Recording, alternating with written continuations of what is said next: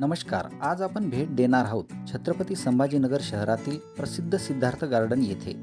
निसर्ग, वन्यजीव आणि विविध प्रकारच्या माशांबद्दल आवड असणाऱ्या प्रत्येकांसाठी हे ठिकाण खास आकर्षण केंद्र आहे. सर्वप्रथम आपण भेट देऊया प्राणी संग्रहालय येथे. या प्राण्याचं नाव आहे काळवीट. याच्या खोडकरपणाने आम्हा सगळ्या विद्यार्थ्यांना आलाय वीट. अबबब, एवढा मोठा पक्षी, पण नाव एवढंच, इमू. चतुर कोल्हा तोंड दाखवायला आला आणि लगेच परत गेला. साडींदर ओ साडींदर, लपून जा बिडाच्या अंदर. या प्राण्याचं नाव आहे नीलगाय. पण आपल्याला निळा रंग कुठे दिसतो काय? ही आहे अस्वल. अस्वलीची केस आहेत लांब. अस्वलीच्या जवळ नका जाऊ, नाही तर आपल्या केसातच फसवल. मुलांनो, जंगलाचा राजा आहे वाघ. चालतो कसा एटीत. मुलांनो, कशी मजा आली एकाच भेटीत.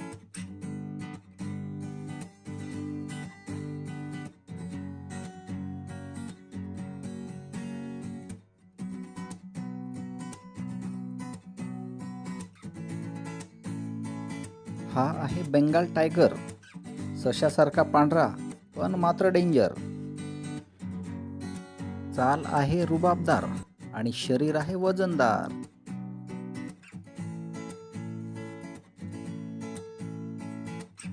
सिंह राज्य प्राणी आहे गुजरातचा, मात्र पाहुणा झालाय महाराष्ट्राचा. सिंहाच्या मानेवर आहे आयाळ. एका पंजात करतो इतरांना घायाळ.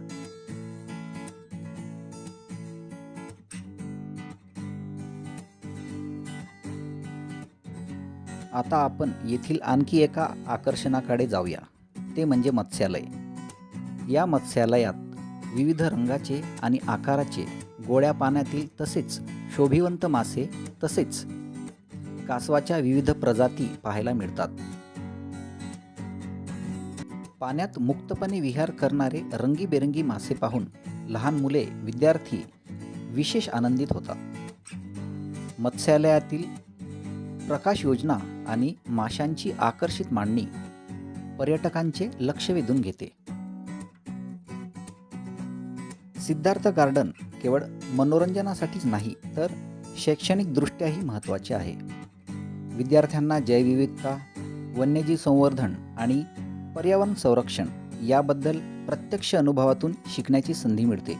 त्यामुळे अनेक शाळांच्या सहली येथे आयोजित केल्या जातात.